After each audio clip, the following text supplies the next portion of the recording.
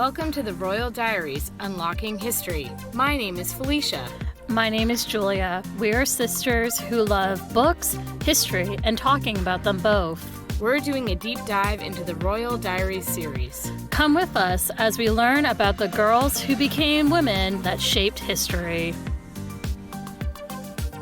Kaiulani, the People's Princess, Hawaii, 1889. This one is by Ellen Emerson White.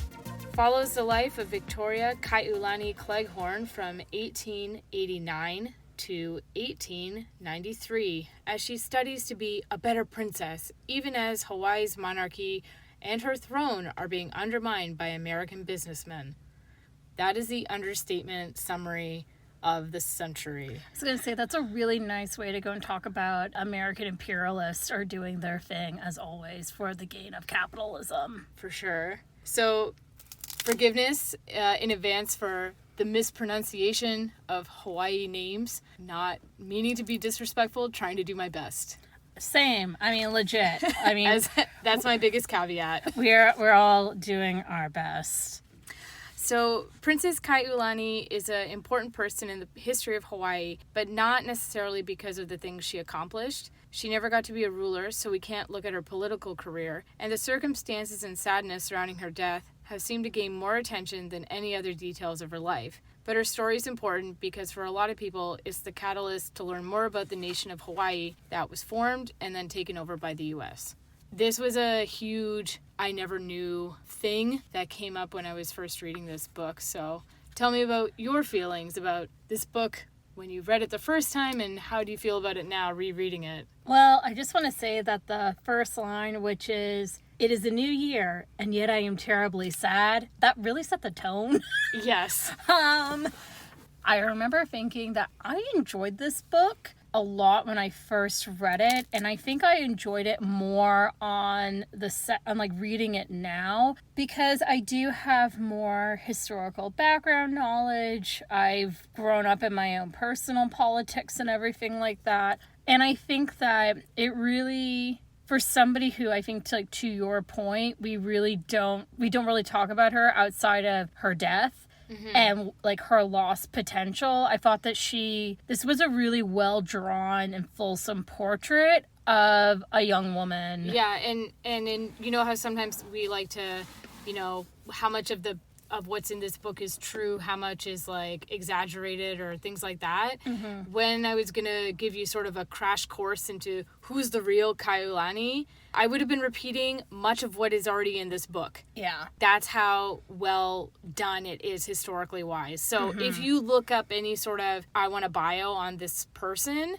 this book actually, in my opinion, cuts the mustard. Dang. So that's why when I'm going to be sharing with you about this, it's not going to be a lot of it focused on her, because I feel like in the book, the takedown of Hawaii, it's very sudden because it's from what happened to her in real life, which is she gets 3 telegrams, your life is over, this is done.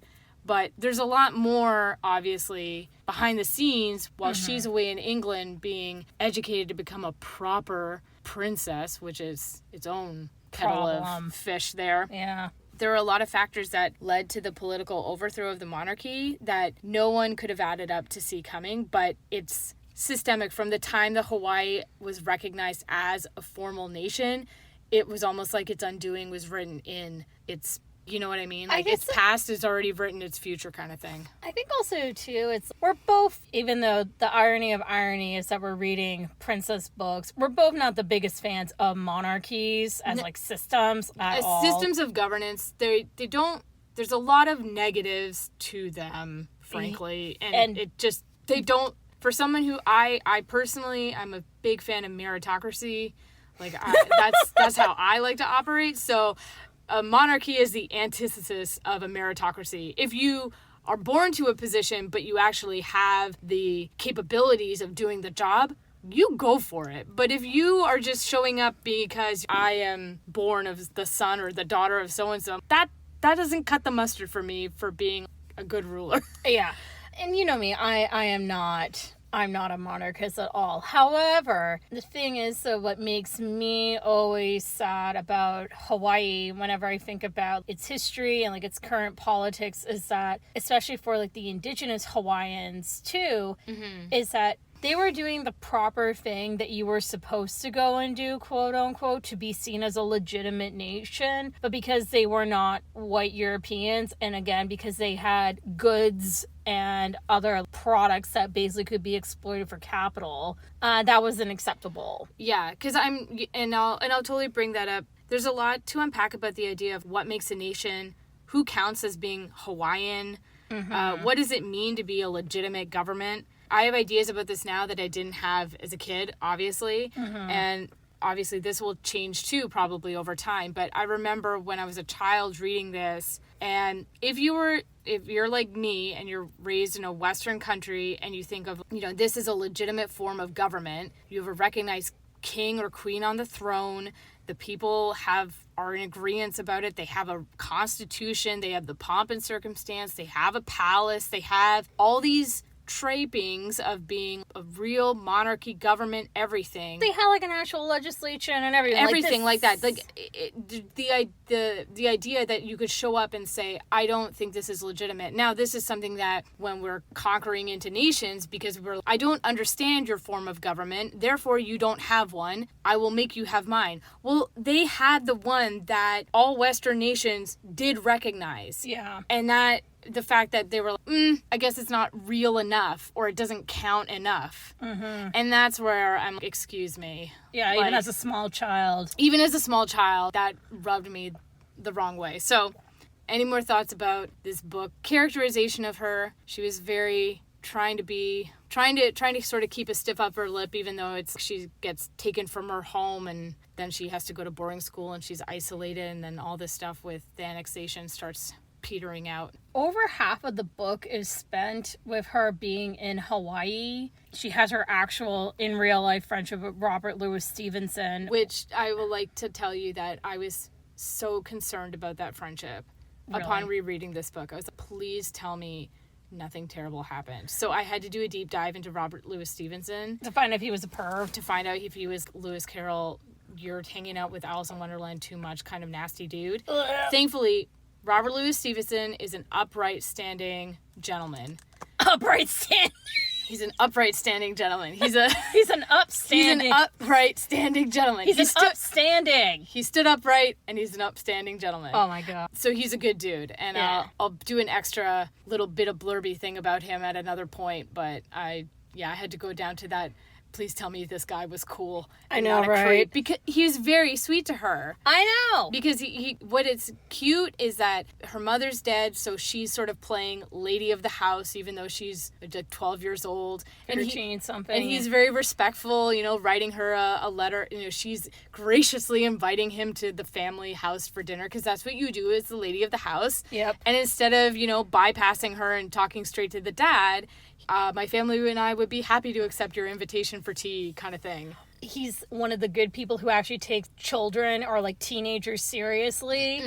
And that's always makes you cool in my books. Yeah. So yeah, going back to the structure of the book, just over half of it is her being in Hawaii, and then her traveling, and then she's in England. And then it's very rushed and very sudden at the end, which I guess is trying to go instead a bit of an emotional tone too as well. So then you're sort of, whoa, what the hell happened? Yeah.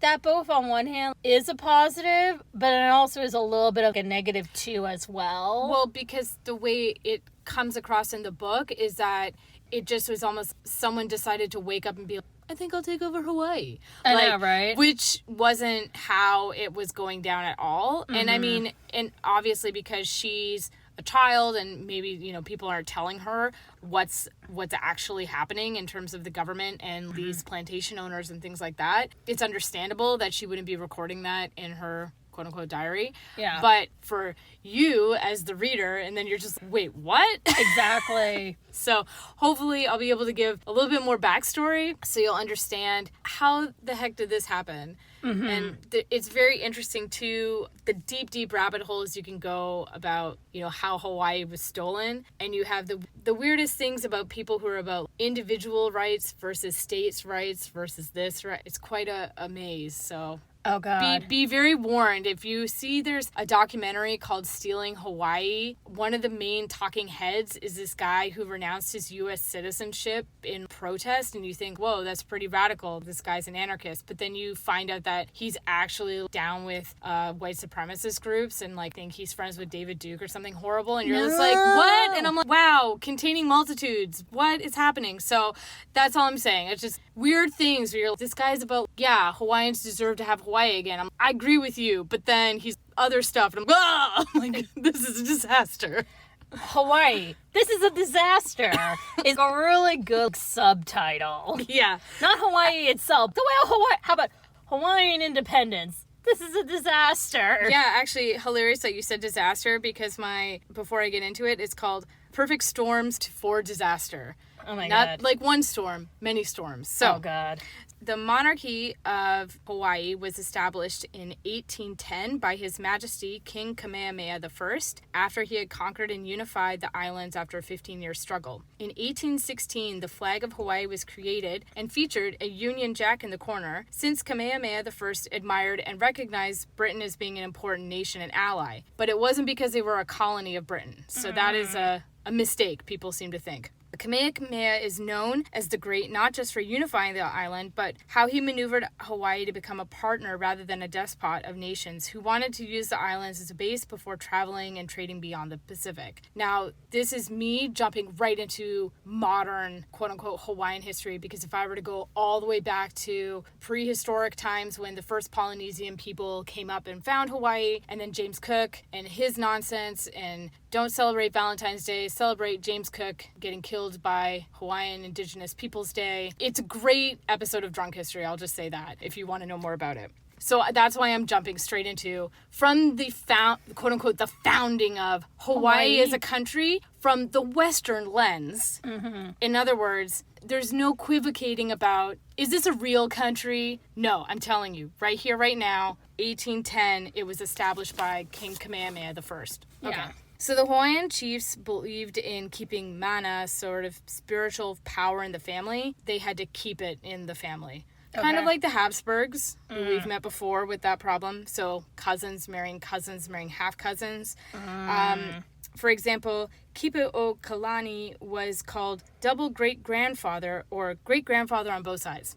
Oh, God. So this resulted in sterility, stillbirths, miscarriage, developmental disabilities. So that's why Kamehameha I was the first and last king of Hawaii to directly pass the throne to his actual biological son.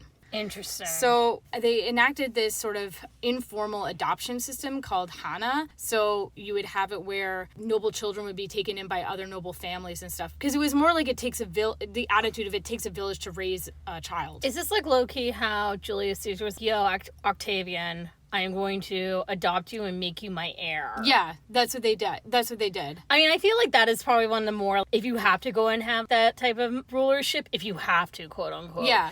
I think that makes a lot more sense than you are my bio kid. But what if your bio kid is a shit? Yeah. I mean, not that Octavian wasn't a shit, but you never point. know. So the Hawaiian kingdom was governed until 1838 without legal enactments and was based upon a system of common law which consisted partly by the ancient kapu, which is where we get the term taboo. Oh. 6 months into his reign, Kamehameha II, Liholiho, abolished Hawaiian religion. He did this by breaking kapu when he ate dinner with his mother. It's debated if it was her idea to get more power and rights for women. It was like a caste system that's still sort of semi-operated. But regardless, it was a big deal. The penalty for breaking one of these laws was death, and obviously they're not going to kill their king, and the gods didn't appear and smite him. So that really took away a lot of the everyday cultural laws that had dictated the lives of Hawaiian people, and especially religious laws. So it's kind of like the way how every place has a ridiculous etiquette, because that's what you are and are not supposed to do. He basically broke. He broke those. Essentially, he didn't want to be governed by the priests anymore and by religion.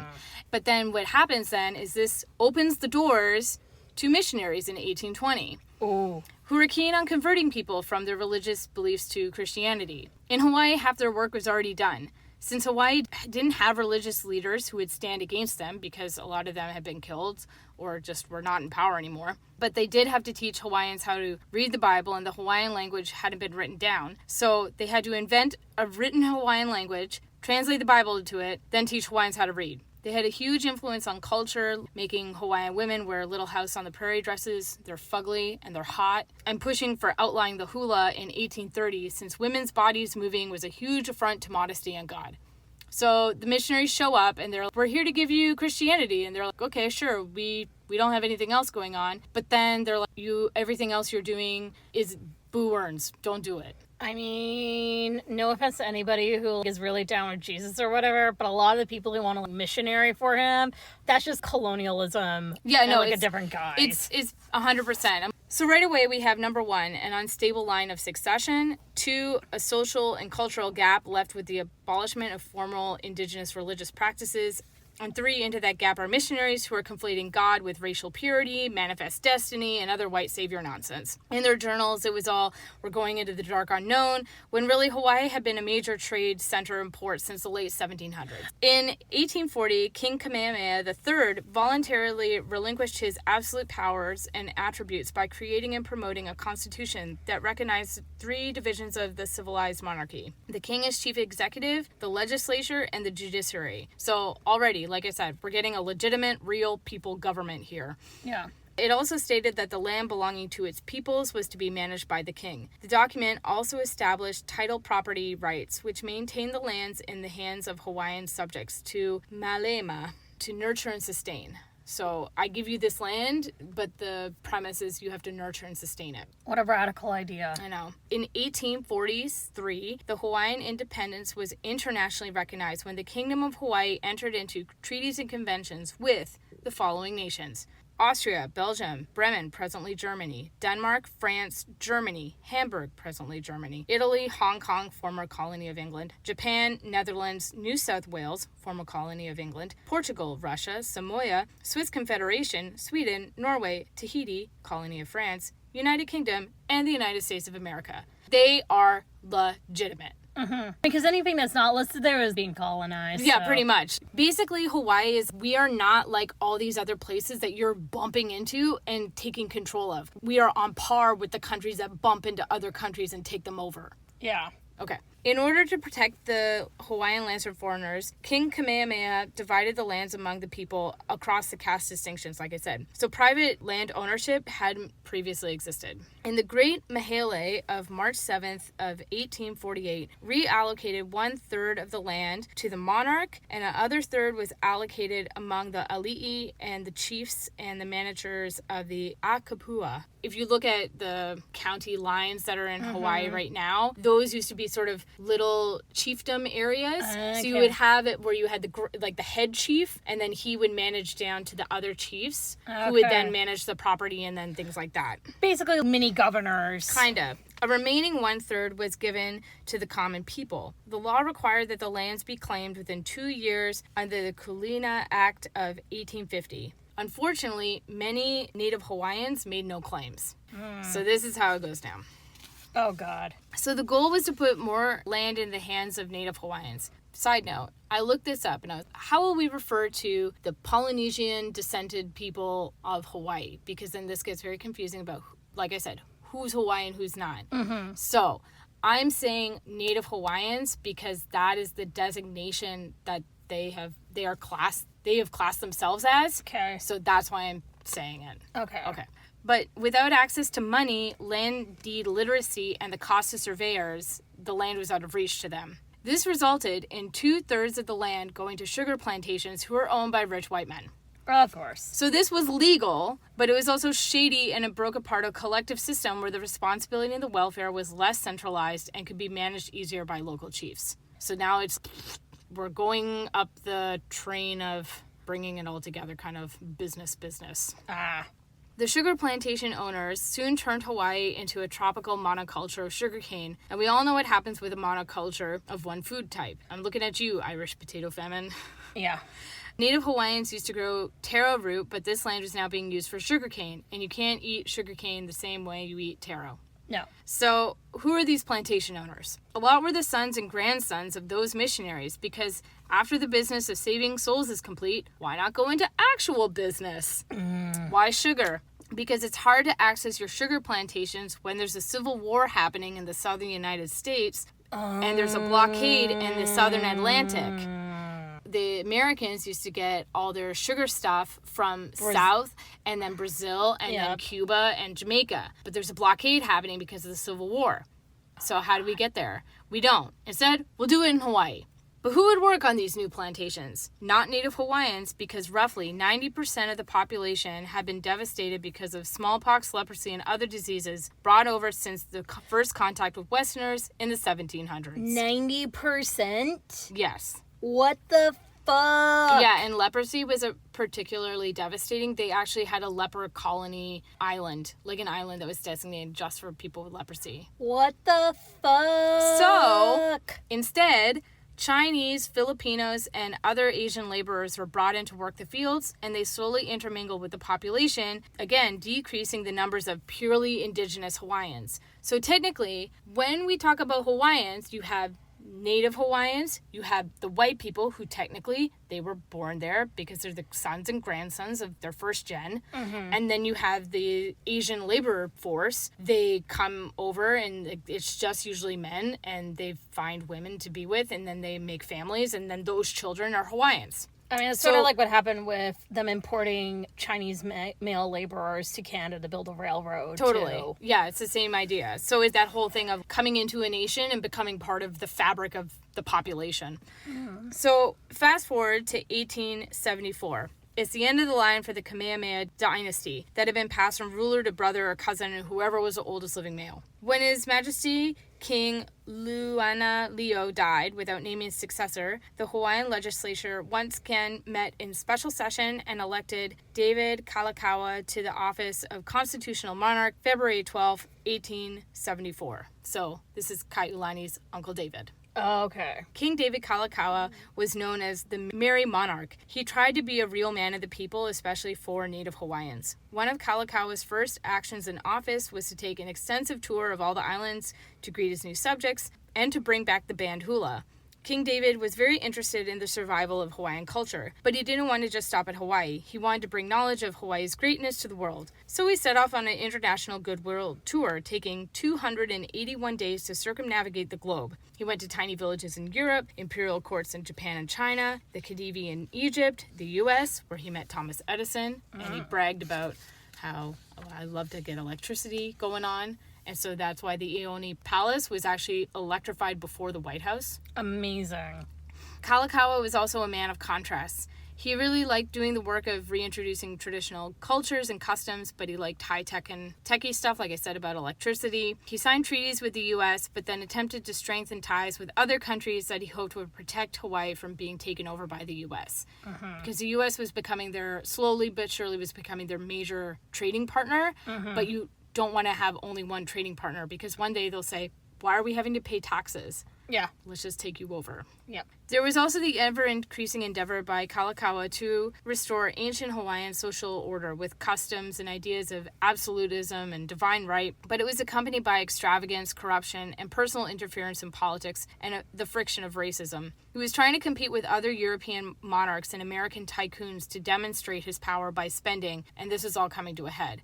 Of course. So you can't live that Rockefeller lifestyle unless you're making that Rockefeller money. And all your Rockefeller money potential is being siphoned off into Americans' pockets, too. Yeah, and every time you write to your government about how you need more money because you need to throw a bomb-ass party, they're thinking, how is this helping our country? Yeah. So the United States began exercising direct influence over the Hawaiian monarchy with the Reciprocity Treaty of 1875. In exchange for exclusive use of Pearl Harbor near Honolulu, Hawaiian sugar would enter the U.S. markets under favorable tariff rates. Sugar was the island's premier crop, and revenue more than tripled, from $1.3 million in 1876 to $4.3 million in 1880.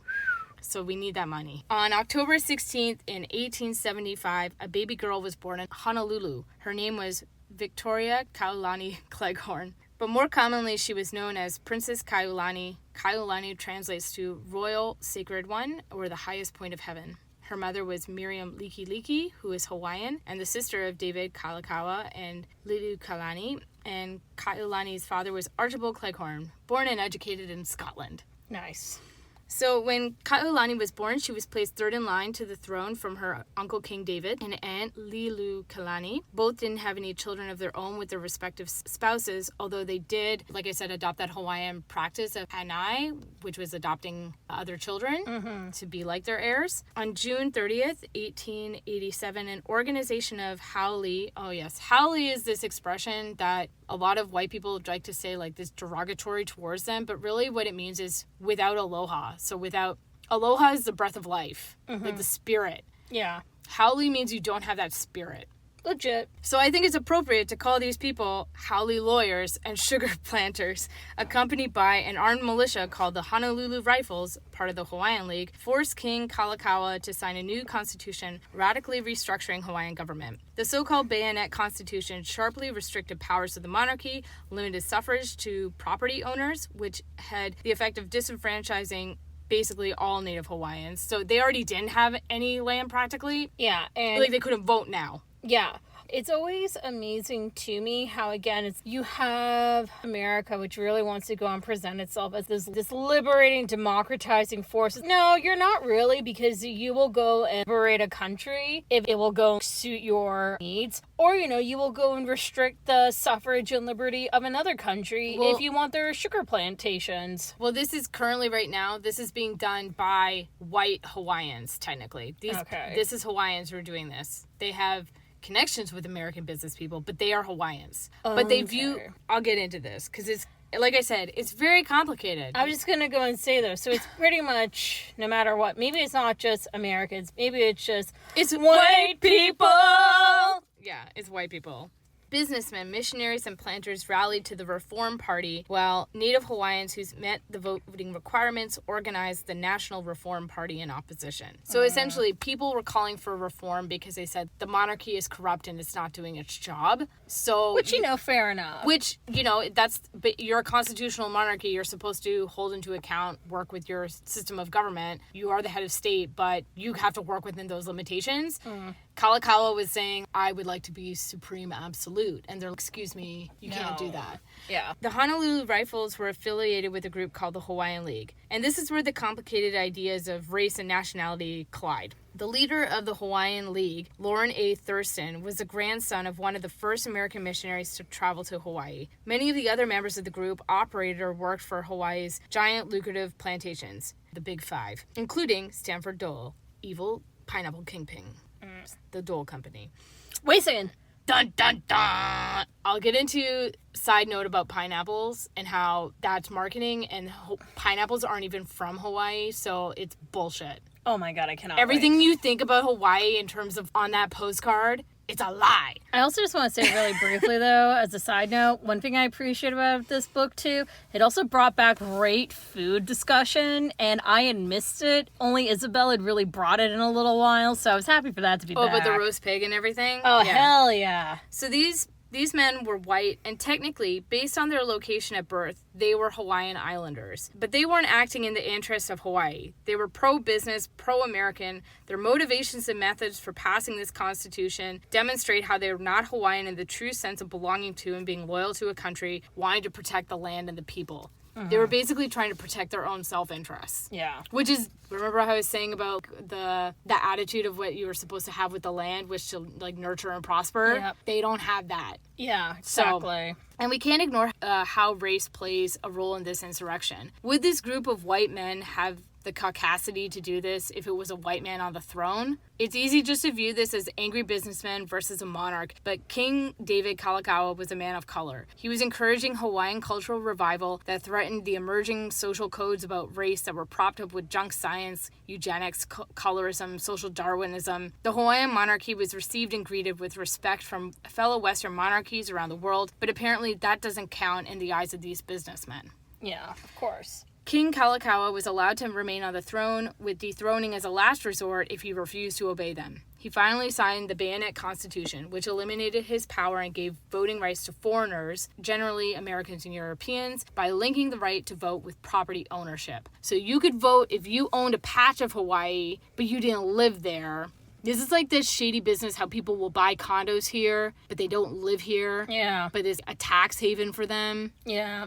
Or the Cayman Islands, you know? Mm-hmm. That nonsense. Despite this political upheaval, Kaiulani lived a charming life. She lived at Anahau, a sprawling estate in Waikiki, a then pristine rural area east of Honolulu. She grew up enjoying many things gone in this book. It's like singing, reading, playing guitar, ukulele, tennis, croquet. She loved horses and horseback riding. Her childhood pony Fairy is real. Amazing.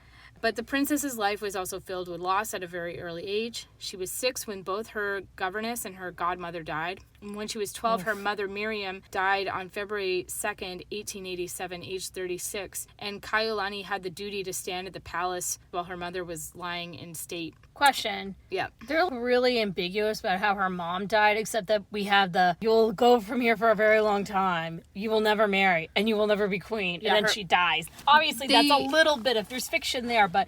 No, well, that was recorded down that allegedly her mother did say that to her. Oof. But in terms of how her mom died, it's really difficult to say because I was trying to figure that out. Did she get sick and they just didn't mention it? But it seems like she just basically went into a decline and then she just didn't come back. She went out walking and she got a chill and she got pneumonia or anything. Like it wasn't anything like that. So I don't know what her cause of death is. I mean, who knows? You know, people just get something and then they just...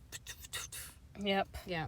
So from childhood, she was raised with complete awareness of her double race complexity of her culture and inheritance, and that the unusual demands would be placed upon her in preparing to become a queen of a sovereign Pacific kingdom, whose indigenous leaders were determined to demonstrate to a Western world that their small nation was as cultured, dignified, and scientifically aware as the so-called great powers. Mm-hmm. Her father wanted her to be educated like a proper young lady, since she was royalty, and it was anticipated she would have important responsibilities to connect with the position. So obviously, she has to go to England, since it's the best when it comes to educating future royals. Of course. And that was sarcasm, by the way. Yeah, I know. On June 17th, 1889, age 14, Kaiulani was sent to England. When King Kalakaua died in 1891, his sister, Liukalani, proposed a new constitution that would restore powers to the monarchy and extend voting rights to Native Hawaiians. However, Native Hawaiians split between the Queen's National Reform Party and the more radical Liberal Party, who wanted Hawaii to be independent but not ruled by monarchs. But it didn't matter because either way, the Planters Reform Party held the plurality of seats. Liukalani desperately sought to appoint and maintain a new government, but the three parties refused to establish a stable partnership. The Queen's actions angered many of Hawaii's white businessmen, who formed a 13-member committee of safety. Anytime white people get together in a group and say it's for safety, you run. Just look out, okay? With the goal of overthrowing the monarchy and seeking annexation by the U.S. On Jan 16th, a Hawaiian Marshal, Charles B. Wilson, attempted to arrest the Committee of Safety members and declare martial law, but his attempts were turned down by the government officials who feared violence. The next day, after a police officer was shot and wounded trying to halt the distribution of weapons of the Committee of Safety's militia, the committee decided to put its coup into action. Near the Queen's Kaiulani Palace in Honolulu, the committee's militia gathered and were joined by 162 U.S. Marines and Navy soldiers who were ordered by John L. Stevens, U.S. Minister to Hawaii, to protect the committee instead of the Queen. Basically, if the U.S. Marines on standby, because they were told something could go down, protect the Queen, this whole thing could have ended differently. But because Stevens decided protect the businessmen, aka our business interests, this is how this happens. The Queen surrendered peacefully to avoid violence, and it's having the National Guard come in to help defend and prop up the rebel group instead of the actual group in power. The Committee of Safety was established a provisional government headed by Mr. Dole. Pineapple Man. Princess Kaiulani, who is still in England, learned of the news in 3 telegrams given by Theophilus Davies, her second father, who had been chosen as her personal guardian and accompanied her to England. The telegrams read, Queen deposed, monarchy abrogated, break news to princess. Oh my god. Oh, and I looked this up. Who is this Davies person? Is he sketchy? Davies was the owner of Theo H. Davies & Co.'s, one of the big 5 sugar companies. I couldn't find anything relating him to the nonsense that was happening in Hawaii while Kaiulani was in his guardianship, but he obviously had some skin in the game because of what was happening. Yeah. At just 17 years old, Kaiulani sailed to New York to make her own direct appeal to American people for restoration of the government of her people. The heathen princess, the clownish Princess Kaiulani of pro-annexation skits and cartoons, the backward savage anti-monarchy propaganda merchants tried to paint her as, proved quite a surprise when she traveled across the U.S. following her education. Instead of a caricature, the paparazzi of its day were confronted by an exquisite royal princess wearing the latest Paris gowns and speaking cultured English. So this is where it gets complicated, because if she wasn't wearing the latest of Paris fashions and, speaking culturally and blah, blah, blah, she's just essentially, you deserve to be given rights and respect regardless of whether or not you're wearing the latest Paris fashions and whether or not you're... But she wouldn't get it, not just because, she's a woman, but also because she's not white and because we have deeply racist and deeply anti-Indigenous propaganda that was being proliferated at the time and even now, right? Yeah, well, and if anything, it's just think about the compliments of, oh, she speaks so well for... They're so articulate. So well spoken. So put together. Are you going to finish the rest of that sentence? I know, right? Okay. The continual attempts to present all those of Native Hawaiian heritage as illiterate children, incapable of ruling themselves, backfired whenever the Hawaiian Scottish princess arrived on the scene. As a San Francisco Examiner reporter wrote, a barbarian princess? Not a bit. Not even a semi-demi barbarian. Rather, a very flower, an exotic of civilization. The Princess Kaiulani is charming, fascinating individual. Yet another reporter would note, she's beautiful. There's no portrait that does justice to her expressive, small, proud face. She holds herself like a princess, like a Hawaiian. I know of no simile more descriptive than of this. Her accent says London. Her figure says New York. Her heart says Hawaii. Oh, so I'm oh my God. Putting aside this sexist and racist, exoticized garbage, it's true, Kaiulani was prepared for a time like this, and she showed great character and maturity when she addressed the press pointedly. And I love how they included her speech in the book. Yeah, I know, and if you're ever wanting to have a good, eloquent smackdown, just read her speech, because I'll just read the first 2 lines of it. 70 years ago, Christian America sent over Christian men and women to give religion and civilization to Hawaii. Today, 3 sons of those missionaries are at your capital asking you to undo your father's work. Who sent them? Who gave them authority to break the Constitution they swore to uphold? Yes! Mm-hmm. Queen! Well, princess, but yeah. Yeah. So from New York, she proceeded to Washington, D.C. She was invited to the White House and met with the president and his wife. No one else had been able to accomplish that. The story of Kaiulani's advocacy for her people was widely covered in women's magazines of the time. She used the press to win the hearts and minds of American people. She did her best to explain what was at stake in the Hawaiian Islands that they hadn't understood before, and this was a sovereign free nation that's being overrun by insurgents. So it's not people who are trying to liberate Hawaii, it's people who are trying to take down Hawaii. Yes. Just setting the record straight. Shortly after Kaiulani's arrival in America, a few days into his new administration, President Grover Cleveland ordered the Senate to remove the annexation treaty from consideration and dispatched James H. Blount, the former chairman of the House Committee on Foreign Affairs, to the islands to investigate the situation. Over the period of months, Blount concluded a thorough inquiry. And this is where the book ends. Kaiulani finishes her "I'll show you Hawaii isn't backwards, you ignorant boob" tour, and President Cleveland is sending someone to find out what's actually happening. And there's hope that justice will be served, the throne will be restored. But of course, that isn't what happened. No, I was going to go and say. And I wrote, after the book ends, all my tears flow. The report concluded that the U.S. legislation assigned to the Hawaiian Kingdom, together with the U.S. Marines and naval personnel, were directly responsible for the illegal overthrow of the Hawaiian government. The report detailed the culpability of the United States government in violating international laws and sovereignty of the Hawaiian Kingdom. See, it would have been different if it had just been that safety committee. But because the Marines decided to show up and offer their assistance, quote unquote, now the U.S. has really stepped into it. Yeah. President Cleveland said he would do everything in his power to reinstate the Queen, provided she would grant amnesty to those responsible for the overthrow. Weak. Eventually, she did have to agree, though, and the new American minister in Hawaii, Albert Willis, assured Dole of her promise and asked them to acknowledge their wrongdoing and resign power and restore the Queens. They refused, stating that if American forces illegally assisted the revolution, the provisional government would not be responsible for their actions. So why should we apologize? Because America did it too. It's garbage. Dole successfully argued that the U.S. had no right to interfere in international affairs of Hawaii on July 4th. So basically, you're not allowed to interfere with Hawaii when I'm now in charge, but you're allowed to interfere with Hawaii when I'm not in charge. To help me get in charge. Of course. Yeah.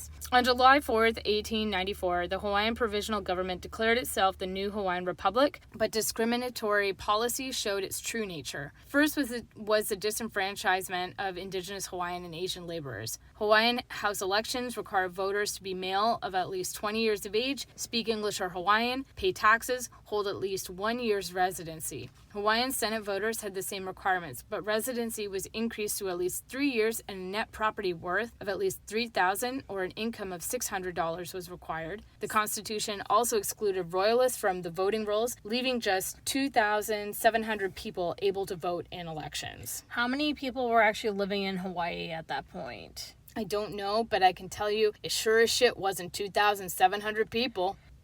Yeah. None of this is surprising, to be honest with you. None of it really is. But it's textbook. If you're ever it's how to do this kind of dastardly stuff, where we're still playing within the game plan lines, you know? And I think that's what's the most scary, what the hell part. Yeah, how could they have done this? It was perfectly legal.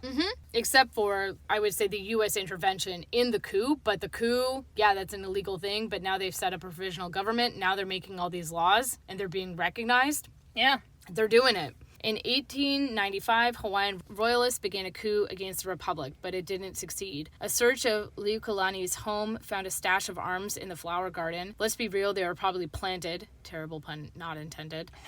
And she was promptly arrested and convicted of treason. Shortly after this, she was imprisoned at the Iloni Palace, and she found a document of abdication, and she believed if she didn't sign, it would mean execution of her followers for treason. While under house arrest, the queen agreed to formally abdicate and dissolve the monarchy. And there's a beautiful, amazing quilt she made while in captivity, sort of detailing her story and the story of the Hawaiian people and the monarchy. If you were talking about textiles and things as storytelling, the quilt is incredible to look at. Where is it located? Probably at the Smithsonian, let's be real. Or maybe it's somewhere in the Hawaiian History Museum. I don't know. I'll find out. Okay. Despite the unrest, the Hawaiian Republic continued to lobby for annexation in the hopes of boosting their flagging sugar trade. Rebellions are bad for business, and there's no new sugar players on the scene. But America wasn't keen on it because there was a growing population of Asian laborers on the islands, and this would play into later why did it take Hawaiians so long to become officially a U.S. state. Guess what? It was racism. In 1897, Native Hawaiians launched a massive petition to stop the formal annexation of Hawaii to the U.S. They thought if Congress realized that Native Hawaiians did not want to be part of the U.S., they would restore the independence. Public meetings were held on 5 major islands. And the known population of 39,000 Native Hawaiians, 21,269 people signed that petition. Holy. So it's incredible majority since the remaining number of people, they were children. So basically, all adult Native Hawaiians signed this petition saying, do not annex us. So Queen Kaiulani traveled to Washington, D.C. to present her protest and the petition to Congress. At the time, a trip of this distance took months, obviously. A quote from the Queen, "Our flag that was pulled down. The Hawaii Ladies Patriotic Society wrote to Admiral Miller to be allowed for its possession. He never answered. My own flag, the royal standard, was shown to me by a Washington young lady in her drawing room."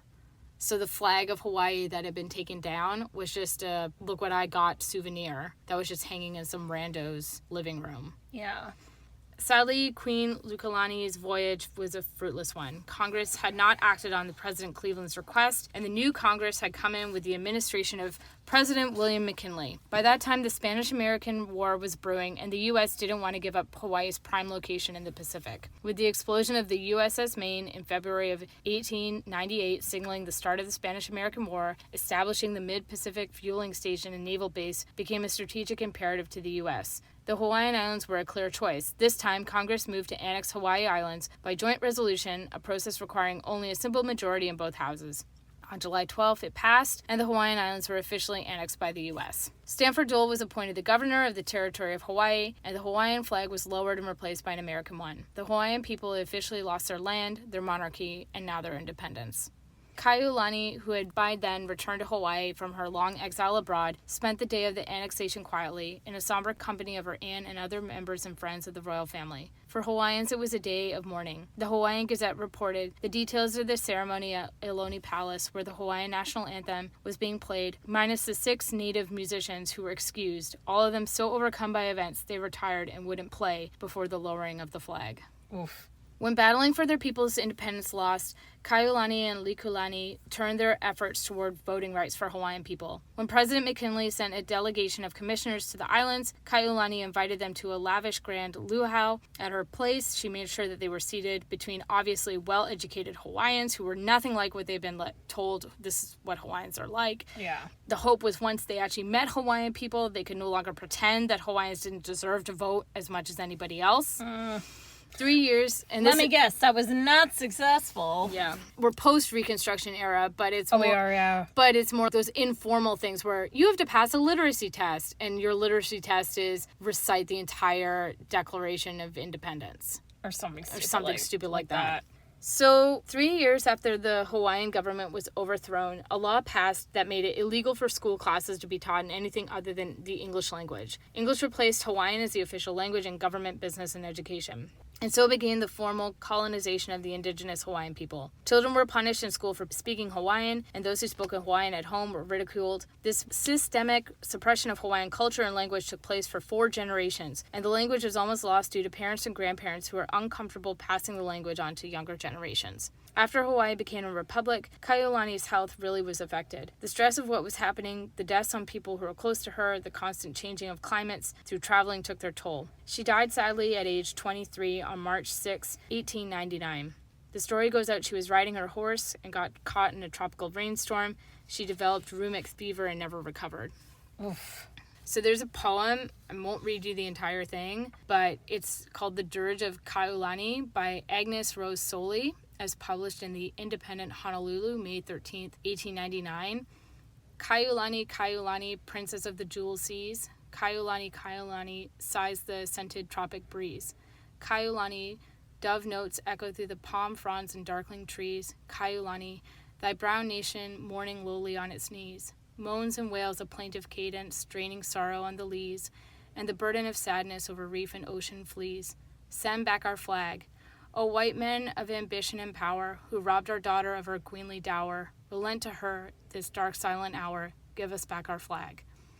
And it just keeps going. It's so Victorian, it's sentimental in its language, and it's, they talk about her as like a crushed flower and all this stuff, but I love how it's straightforward calling out white men who did this to her in her country. Yeah. And so it's like really poignant and moving, and it's a lot. You can read it on your own time and sob silently the way I did. Fair enough. Kaiulani's father wanted his 10-acre estate that he had spent many tireless hours landscaping to be turned into a park as a tribute to his daughter's life. But the city of Honolulu refused, the land was sectioned off, auctioned off, and now there's a hotel on it. Of course. In 1900, President McKinley signed the Hawaiian Organic Act into law. Like former territorial legislation, Organic Acts set aside territorial power. McKinley obligingly nominated Stanford Dole to be Hawaii's first territorial governor. This also gave them more representatives in the U.S. state. I really want to find out where Stanford Dole is buried and then just dump a rotten pineapple on it. He's kind of the worst in like a very low-key way. No, like actually, I'm going to do the rotten pineapple thing at least. Just like leave a rotten pineapple in his tomb. Yeah. Exactly. It's the least he deserves. I think so. Though the Organic Act original intent was to put Hawaii on a path to eventual statehood, few people in positions of power actively sought that process along. For the most part, Hawaiians remained content for more than 30 years to work with the political structure provided.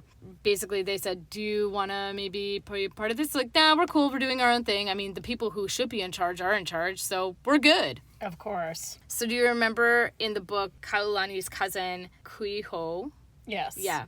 Age 24, he participated in a Wilcox Rebellion against the Republic of Hawaii, but he was sentenced to a year in prison, and the others were charged. After serving his term, he left the country, and then he came back to fight for the people. He promised to offer legislation for statehood as early in 1910, because Native Hawaiians weren't going to be able to get back their rights through this territorial provisional government crap. So we thought, maybe if we become states, you're a citizen, you automatically get the right to vote. Yeah. Obviously, Hawaii being an independent country, even now, would be an amazing thing. But it's like but he's thinking, okay, how do I get to like a step towards that? Towards something where I can at least have an enfranchisement of my people. Exactly. So put forward this legislation in 1919, but it didn't receive any support from the sugar lobby and quietly died. In 1927, when asked about statehood, Stanford Dole's longtime ally, Honolulu Observer publisher Lauren Thurston, same a-hole with the bayonet constitution, responded, "Hawaii needs statehood like a cat needs two tails." Of course, because it's pretty much their own little oligarchy. Exactly. Their own little fiefdom. Native Hawaiian dissenters were particularly worried that statehood would only allow further centralization of power under the Big Five. Most arguments against Hawaiian statehood pointed out to the largely Asian population on the islands. Opponents insisted they could never be truly, thoroughly, fundamentally, unequivocally American, especially given their suspect loyalties, insular communities, and tendencies to vote in a bloc. So it's not just white people worrying about this. Native Hawaiians also were wary of the Japanese population on Hawaii because it was as high as 30%.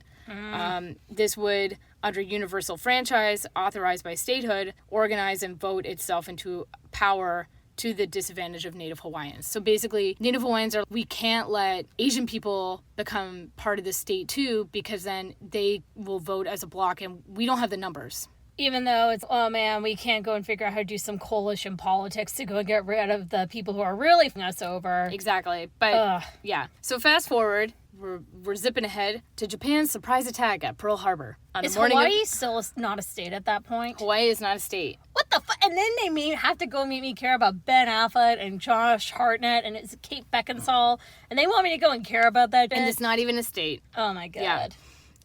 This is because as soon as that happened, we can't be worrying about states right now. We got to worry about what's happening here with this major naval area. This is our jump off part. So Hawaii was actually put under martial law and it lasted till 1945. Pearl Harbor was the U.S. main forward base for the Pacific War. The Japanese tried to evade in the summer of 1942, but were defeated at the Battle of Midway. Blah, blah, blah. We all watched the miniseries. It wasn't as good as Band of Brothers, but we liked it. Hundreds of thousands of American soldiers, sailors, Marines, airmen passed their way through Hawaii on their way to the fighting. On the 53rd anniversary of the overthrow of the Hawaiian Kingdom, January 17th, 1946, Territorial Senator Alice Kamokila Campbell, one of the few voices that opposed statehood for Hawaii, offered her testimony to a joint congressional committee sent to investigate and report on statehood. Campbell testified at the Ohlone Palace in front of a small crowd of 600 to frequent applause. She said, "I do not feel we should forfeit the traditional rights and privileges of the natives of our islands for a thimbleful of votes in Congress. That we, the lovers of Hawaii from long association, should sacrifice our birthright for the greed of alien desires to remain on our shores, that we satisfy the thirst for power or control for some inflated industrialists, politicians who hide under the guise of being friends of Hawaii, yet still keeping an eagle eye on the financial and political pressure button of subjugation over the people in general of these islands." Amen, sis. I know, go Alice. But regardless of this, Congress combined Hawaii's statehood bid with Alaska's. Congress decided to grant statehood to Alaska, then Democratic-leaning territory, in early 1959 with a new Democratic state. Congress was now opening then for Republican-leaning Hawaiian statehood to restore political balance. I mean, because there's always got to be two, right? Yeah, well, so it makes sense too. The crux of republicanism, though, is states' rights, states' sovereignty, and we're just going to be working in a coalition. They're anti-big government. So I understand why during the 1940s in particular and going into the 1950s, why they would be leaning pretty hardcore Republican, because that's the closest you can get to independence in a state. On August 21st, 1959, President Eisenhower signed the official proclamation admitting Hawaii as the 50th state, marking the end of over half a century of work of Hawaiian statehood. Statehood transformed Hawaii's economy from a sugar military outpost of an empire to a tourist military outpost. Residential and commercial, predominantly hotel development, encroached on the lands once covered in sugarcane, and Hawaii, with its surfing, luau's, hula girls, and Elvis, was open for business. On November 23, 1993, President Bill Clinton signed a congressional resolution in which the U.S. government formally apologized to the Native Hawaiian people for its own part in what had happened in Hawaii's overthrowing. Unfortunately, it was over 100 years too late for Princess Kaiulani and the Hawaiian people. In that time, lands and waters had been taken for military bases, resorts, urbanization, plantation agriculture. Since the 1800s, Hawaii has been under siege from missionaries, capitalists, adventurers, and of course, hordes of tourists, nearing 7 million by 1998. The commodification and packaging of Hawaiian culture can't be ignored. The hula, for example, is an ancient form of dance with deep spiritual meaning that's been made ornamental, a form of exotica for gaping tourists. Far from encouraging a cultural revival, as tourist industry apologists contend, tourism has been appropriated and cheapened to dances, music, language, and people, particularly Native Hawaiian women. Burdened with the commodification of their culture and exploitation of the people, Hawaiians now exist in an occupied country whose hostage people are forced to witness, and many of them participate in their collective humiliation as tourist artifacts for the world's rich. A sovereignty movement still exists in Hawaii today. Note how I didn't just say Native Hawaiians. Native Hawaiian, like I said, is a classification by the U.S. states. The unmixed indigenous Hawaiian population has still not restored itself to its 300,000 pre-contact level. As of 2010, there's only 156,000 persons declaring themselves to be Native Hawaiian only ancestry, just over half of the pre-contact level.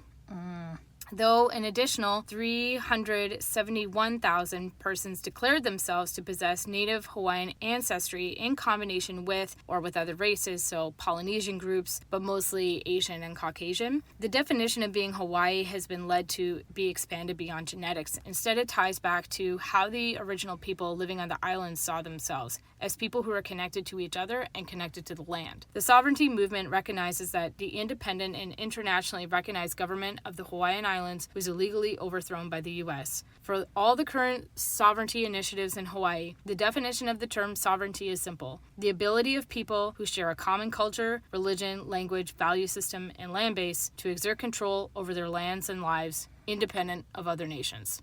That's it. That's all. Very simple. Dozens of Hawaiian groups have raised awareness of issues like abuses of trust lands, beach access, community control, and the horrible state of Hawaiian health, including categories like infant mortality, obesity, and cancer. Mass demonstrations, legal actions, cultural assertions like building of beach villages or occupation of sacred areas continues. It's like them trying to go and build a frickin' telescope and talk about Mauna Kea. We've lost so many thousands of hours on the sky, and Hawaiians have lost how many years of their own land. Of their own land uses and independence. Yeah. As Hawaiians protest commercial development, they're also organizing to reclaim land base. Land taken from the Hawaiian government at the overthrow, nearly 2 million acres, and awards landed in compensation for military and other takings became the focus of intense organizing. Legal entities, political groups, community coalitions called for some kind of reparation from the U.S. in its role of the overthrow. The example of trust lands is a good case study for the subjugation of Hawaii's. The American Congress allotted nearly 200,000 acres of poorest agricultural lands to Hawaiians under the Hawaiian Home Commission Act of 1912. This was something that former Prince turned delegate Kuiho fought for. He said, if you're not going to give them the right to vote, you have to give them land to work at least. So they're fine. We will give you the most garbage land to farm. Of course. Obstinately for farm and residential use, the lands were marginal, situated in inaccessible areas and under development. Additionally, no money was allocated to improve the land. Since its creation, the Hawaiian Homes Trust has been administered first by the territory and then by the state. Allegedly, the federal government has had the oversight responsibility for the trust ever since its inception. You know, Hawaiians are like children. Everything needs to be in trust, right? In practice, the trust lands have been readily available to pool for every use, but that stipulated in the act. The illegal uses for the land, so the American government will just give away the land and oops, was that your land? Airports, military reservations, public schools, public parks, private homes, country refuge dumps. While these illegal uses continue, so too has the rise of illegal applications for lots. By 1999, the waiting list for pastoral and residential lots on the islands of Oahu, Maui, Hawaii, Kauai, and Malakaua totaled over 29,000 applicants. Meanwhile, illegal and non-native uses continued on more than 130,000 of the allotted 200,000 acres. Native Hawaiians are now pushing to create their own nation, seeking a type of self-governance indigenous tribes across the U.S. had established long ago. Yeah. Like the Dakota Nation is a recognized nation, you know.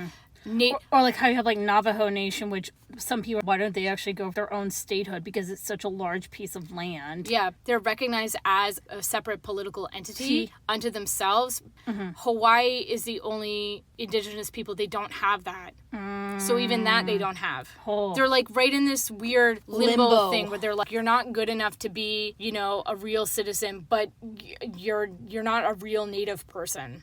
But you're being treated as shittily as a regular Native person was. But at least they're part of a nation. Yeah. So drafting a new constitution and plans for ratification vote. And you have support from residents all over the island, but as well as the Hawaiian diaspora, far-flung places all over the world. Federal recognition is harshly criticized by some Hawaiians who aspire to strip themselves completely of U.S. law and influence instead of operating within the U.S. system. Remember back in the day, you had the royalist reformers, and then you had the people who were saying, no, we don't even want a monarchy, and we're reformers. Yeah. So there's still division in that area.